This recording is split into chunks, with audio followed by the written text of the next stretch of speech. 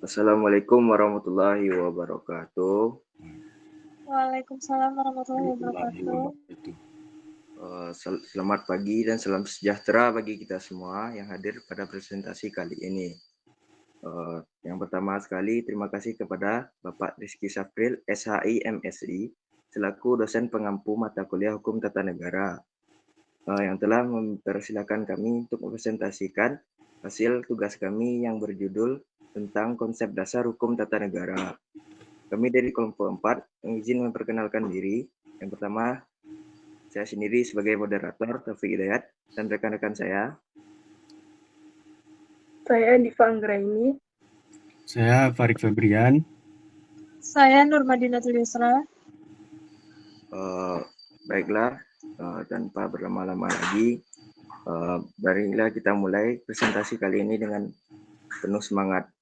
Yang pertama yang akan membacakannya adalah Diva Anggraini. Pada Diva Anggraini, persilakan. Latar belakang. Hukum tata negara merupakan salah satu cabang ilmu hukum yang mempunyai peran penting dalam kehidupan bangsa dan bernegara. HTN mengatur tentang susunan dan organisasi negara, hubungan antar lembaga negara, dan hubungan antara negara dan warga negaranya. Dalam pengertian hukum tata negara, para ahli mengatakan bahwa hukum ketatanegaraan adalah suatu peraturan yang mengatur tentang organisasi dalam suatu negara, berupa seluruh alat negara, hak, kewajiban, hubungan, dan tugas masing-masing dalam melaksanakan tugas negara. Di era globalisasi saat ini, berbagai perubahan dan perkembangan pesat terjadi di berbagai bidang, termasuk di bidang politik dan konstitusi. Hal ini memerlukan pemahaman yang lebih mendalam mengenai HTN agar dapat menjawab berbagai tantangan dan dinamika yang muncul. Selanjutnya yaitu rumusan masalah. Yang pertama, apa yang dimaksud dengan hukum tata negara? Yang kedua, apa saja objek kajian dan ruang lingkup pembahasan hukum tata negara? Yang ketiga, apa hubungan hukum tata negara dengan ilmu-ilmu lainnya? Yang keempat, apa saja azas hukum tata negara? Baiknya, selanjutnya itu tujuan penulisan. Yang pertama, untuk memberikan pemahaman tentang konsep dasar hukum tata negara. Yang kedua, untuk menjelaskan objek kajian dan ruang lingkup pembahasan tata hukum negara. Yang ketiga, untuk menjelaskan hubungan antara hukum tata negara dan ilmu pengetahuan lainnya. Yang keempat, untuk menjelaskan azas-azas hukum tata negara.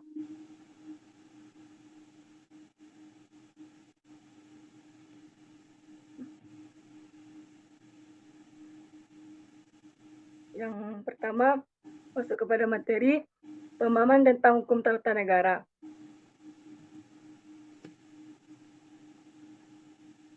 Hukum tata negara merupakan cabang ilmu hukum yang khusus mengkaji permasalahan hukum dalam konteks kenegaraan. Dalam bahasa Prancis, hukum ketatanegaraan disebut droit konstitusional, atau dalam bahasa Inggris disebut constitutional law. Di Belanda dan Jerman, hukum tata negara disebut Staatsrecht. Namun di Jerman sering digunakan istilah Verfassungsgesetz atau hukum tata negara sebagai lawan dari Verwaltung, tugas hukum administrasi negara. Baiklah, materi selanjutnya akan saya lanjutkan sendiri. Masuk materi berikutnya, yaitu berbagai pandangan para ahli mengenai pengertian hukum tata negara antara lain sebagai berikut. Yang pertama yaitu JHA Loggeman. Hukum tata negara adalah hukum yang mengatur organisasi negara. Negara adalah sebuah organisasi perkantoran. Kedudukan merupakan pengertian yuridis dari fungsi, sedangkan fungsi merupakan makna yang bersifat sosiologis. Oleh karena itu, negara adalah suatu organisasi yang punya fungsi-fungsi secara keseluruhan satu sama lain, serta keseluruhannya. Maka dalam pengertian yuridis, negara adalah suatu organisasi perkantoran.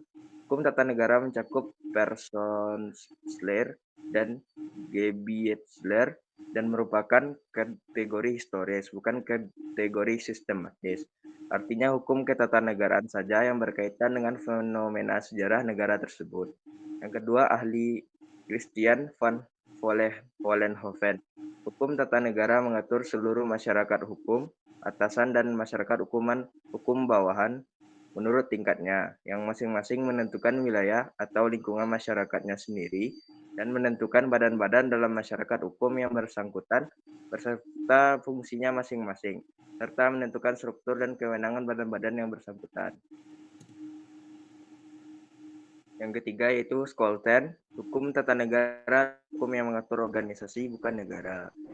Selanjutnya Van der Pot, hukum tata negara sangat mengatur badan-badan yang diperlukan dan kewenangannya masing-masing. Hubungannya satu dengan yang lain dan hubungan dengan individu lain. Yang kelima yaitu Apeldoorn, hukum tata negara disebutkan oleh Van Apeldoorn sebagai staatsrecht dalam arti sempit. Sedangkan staatsrecht dalam arti luas mencakup juga pengertian hukum administrasi negara dalam kurung Verwaltungsrecht atau Administrationsrecht. Yang keenam yaitu ada Watt dan Phillips. Hukum tata negara adalah hukum yang mengatur tentang alat-alat perlengkapan negara, tugasnya dan hubungan antar peralatan negara. Dalam bukunya yang berjudul Hukum Tata Negara yang diterbitkan pada tahun 1939. Yang ketujuh yaitu Patton George Whitecross. Hukum tata negara adalah hukum yang mengatur tentang aparatur negara, tugas, wewenang, dan hubungan antar organ pelengkap negara tersebut. Yang kedelapan ada yaitu Kusumadi Pujosewojo. Hukum tata negara adalah hukum yang mengatur bentuk negara bagian dalam kurung satuan atau federal dan bentuk pemerintahan, kerajaan atau republik yang menunjukkan persekutuan hukum atasan dan bawahan beserta tingkatnya atau hierarki yang kemudian menentukan wilayah dan lingkungan masyarakatnya. Masyarakat hukum dan terakhir menunjukkan perlengkapan yang memegang kekuasaan penguasa. Masyarakat hukum beserta susunannya terdiri dari satu atau beberapa orang, wewenang, tingkat keseimbangan dari dan antar perangkat tersebut. Yang kelima, yang kesembilan, L.J. Apeldoorn, pengertian negara mempunyai beberapa arti. Yang pertama yaitu negara dalam arti penguasa, yaitu adanya orang-orang yang memegang kuasaannya dalam perkumpulan orang-orang yang mendiami suatu daerah. Yang kedua yaitu negara dalam arti perkumpulan orang-orang adalah adanya suatu bangsa yang hidup dalam suatu wilayah di bawah kekuasaan menurut peraturan hukum. Negara dalam pengertian wilayah tertentu, yaitu adanya suatu wilayah tempat tinggal suatu bangsa yang di bawah kekuasaan. Yang terakhir yaitu negara dalam pengertian uang tunai atau fikus, yaitu penguasaan harta kekayaan yang dikuasai penguasa untuk kepentingan umum. Dari definisi tersebut, dapat disimpulkan bahwa hukum tata negara adalah seperangkat aturan yang mengatur suatu organisasi dan bukan negara. Hubungan antara perlengkapan negara secara vertikal dan horizontal serta kedudukan warga negara dan hak asasi manusianya. Selanjutnya, materi yang kedua yaitu objek kajian dan ruang lingkup pembahasan hukum tata negara. Yang pertama yaitu objek kajian hukum tata negara. Menurut Brookens, yang menjadi objek kajian dan hukum tata negara adalah sistem pengambilan keputusan dalam negara yang terstruktur dalam hukum positif. Dengan demikian, di dalamnya kita dapat menemukan sistem pengambilan keputusan berbagai hukum tata negara yang positif, seperti dalam Undang-Undang Dasar atau Konstitusi, undang-undang, peraturan berbagai lembaga negara, dan konvensi. Adapun Belafonte tidak membatasi hal tersebut dalam hukum konstitusi positif saja. Artinya, apa yang tidak diatur dalam hukum konstitusi positif juga merupakan objek penyidikan hukum tata negara. Contohnya adalah pembentukan kabinet dengan membentuk kabinet dalam sistem pemerintahan negara. Sementara itu, A.M. Donner berpendapat bahwa objek kajian dalam ilmu hukum tata negara adalah terobosan negara melalui hukum. atau di dalam kurung de Doordringing van de Staatmenheidsrechts. Artinya negara sebagai suatu organisasi, kekuasaan, kedudukan atau rakyat dimasuki oleh berbagai macam hal, berbagai hukum yang berlaku di suatu negara. Selanjutnya saya kembalikan kepada rekan saya.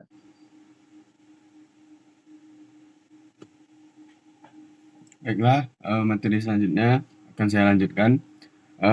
Ruang lingkup pembahasan hukum ketatanegaraan sangatlah luas dan kompleks, meliputi berbagai aspek yang berkaitan dengan struktur dan organisasi negara, hubungan antar lembaga negara, serta hubungan antara negara dan warga negara. Berikut beberapa poin penting dalam ruang lingkup hukum ketatanegaraan. Pertama, konsep dan teori negara, seperti pengertian, unsur-unsur, tujuan dan bentuk negara. Kedua, konstitusi atau hukum dasar, yaitu hukum tertinggi yang memuat norma-norma dasar tentang negara dan tatanan kehidupan bermasyarakat. Ketiga, organisasi negara, yaitu pembagian kekuasaan dan wewenang antar lembaga negara seperti eksekutif, legislatif, dan yudikatif. Keempat, hak asasi manusia, yaitu hak-hak dasar yang melekat pada setiap manusia tanpa membedakan ras, agama, suku, jenis kelamin, atau status sosial. Yang kelima, kewarganegaraan, yaitu status hukum seseorang sebagai anggota suatu negara memberikan hak dan kewajiban tertentu. Keenam, partai dan politik, yaitu mekanisme demokrasi yang memungkinkan terjadinya pemilihan umum untuk memilih dan dipilih sebagai wakil dalam penyelenggaraan negara. Selanjutnya yaitu hubungan hukum tata negara dengan ilmu pengetahuan lainnya. Hukum tata negara memiliki keterkaitan yang erat dengan berbagai ilmu pengetahuan. Berikut beberapa contohnya. Pertama, hubungan hukum tata negara dengan ilmu negara. Ilmu negara adalah ilmu yang mempelajari tentang negara secara umum, meliputi asal-usul negara, tujuan negara, bentuk negara, dan teori-teori tentang negara. Hukum tata negara merupakan penerapan teori-teori yang dipelajari pada ilmu negara. Misalnya saja teori kedaulatan rakyat yang diterapkan dalam sistem demokrasi. Yang kedua, hubungan hukum tata negara dengan ilmu politik. Ilmu politik mempelajari politik, kekuasaan, dan pemerintahan. Hukum tata negara mempelajari bagaimana kekuasaan diorganisir dan didistribusikan dalam suatu negara. Misalnya, hukum tata negara mempelajari bagaimana pemilu diselenggarakan dan bagaimana parlemen bekerja. Selanjutnya, hubungan hukum tata negara dengan sosiologi. Sosiologi mempelajari masyarakat dan bagaimana masyarakat bekerja. Hukum tata negara mempelajari bagaimana hukum tata negara mengatur hubungan antar individu dan kelompok dalam masyarakat. Misalnya, hukum tata negara mempelajari bagaimana sistem kelas sosial mempengaruhi sistem politik. Selanjutnya, hubungan hukum tata negara dengan sejarah. Sejarah merupakan mempelajari tentang peristiwa masa lalu. Hukum tata negara mempelajari bagaimana sejarah suatu negara mempengaruhi perkembangan hukum ketatanegaraannya. Misalnya, hukum tata negara mempelajari bagaimana revolusi Amerika mempengaruhi sistem pemerintahan Amerika Serikat. Selanjutnya, hubungan dengan filsafat. Filsafat mempelajari hakikat realitas, kebenaran, dan keadilan. Hukum tata negara mempelajari bagaimana prinsip filosofis diterapkan dalam hukum ketatanegaraan. Misalnya, hukum tata negara mempelajari bagaimana prinsip-prinsip keadilan diterapkan dalam sistem peradilan. Selanjutnya, dengan ekonomi. Ilmu ekonomi mempelajari produksi, distribusi, dan konsumsi barang dan jasa.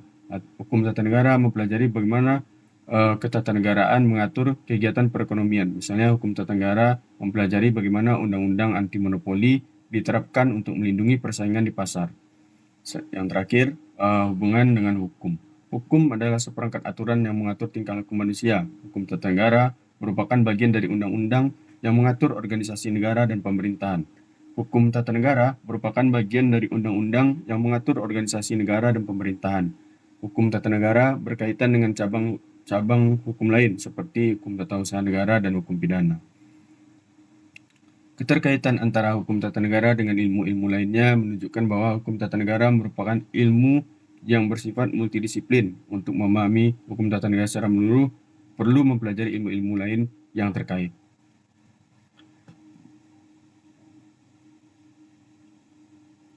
Baiklah, materi selanjutnya akan dibacakan oleh Nurmadinatul Yusra. Darina, silakan. Baiklah, saya akan menjelaskan materi selanjutnya, yaitu azas hukum tata negara.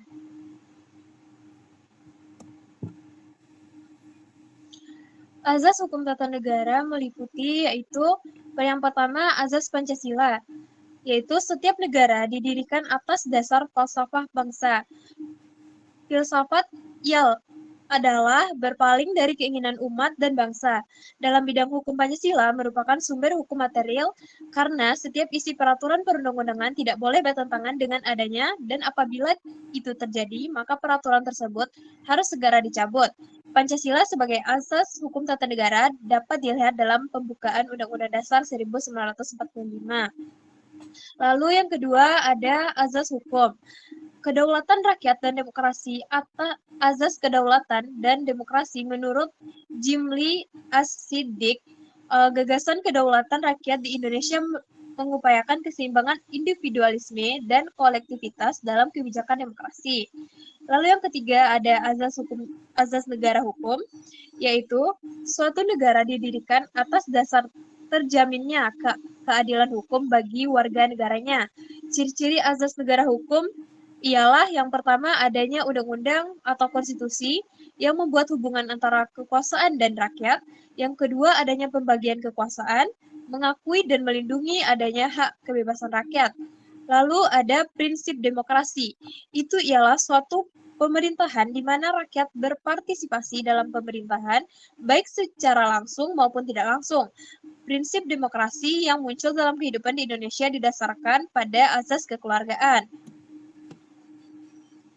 Lalu ada azas persatuan, yaitu suatu cara untuk mewujudkan perdamaian masyarakat yang bersatu dan bersatu tanpa adanya perselisihan sehingga tercipta rasa aman dan tanpa rasa khawatir akan adanya diskriminasi.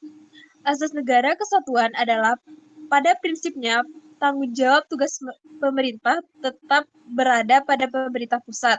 Akan tetapi, salah satu sistem pemerintahan di Indonesia yang menganut azas negara kesatuan yang terdesentralisasi menyebabkan tugas-tugas tertentu yang dilaksanakan dikelola sendiri, sehingga menimbulkan hubungan timbal balik yang melahirkan hubungan kewenangan dan pengawasan. Lalu yang keenam ada azas pembagian kekuasaan dan pengecekan saldo. Artinya, pembagian kekuasaan negara dibagi menjadi beberapa bagian sesuai fungsinya.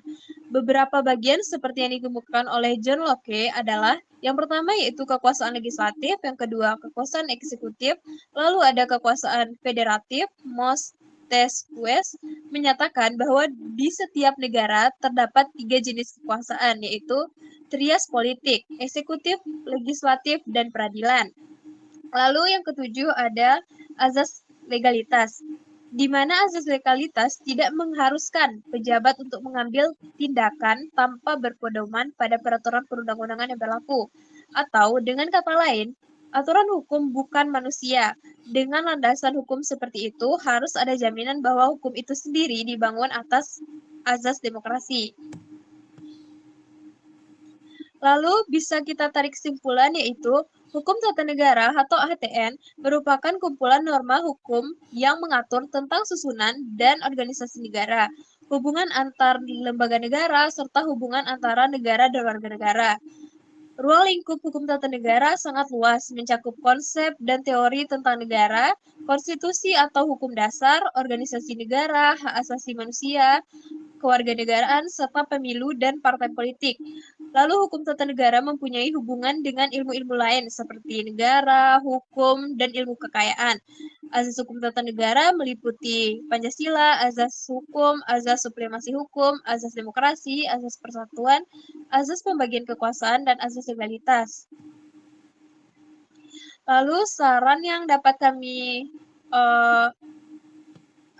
kasih yaitu yang pertama untuk pemerintah, melakukan kajian dan penelitian lebih lanjut mengenai HTN tersebut. Yang kedua, mensosialisasikan HTN kepada masyarakat luas.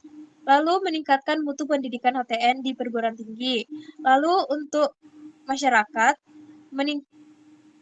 harusnya meningkatkan kesadaran dan pengetahuan tentang HTN, berpartisipasi aktif dalam proses demokrasi dan politik, lalu mengawasi kinerja pemerintah dan lembaga negara.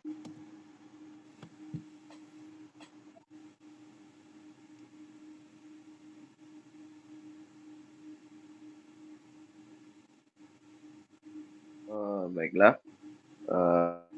Sebelum presentasi kita akhiri. Terima kasih kepada Bapak Rizky Safril yang telah persilakan kami untuk presentasi dan juga teman-teman. Apabila semoga materi yang kami sampaikan bermanfaat bagi Bapak dan semua yang hadir pada hari ini. Dan kami minta maaf apabila ada kata yang salah. Kami akhiri wabillahi taufiq hidayah. Assalamualaikum warahmatullahi wabarakatuh.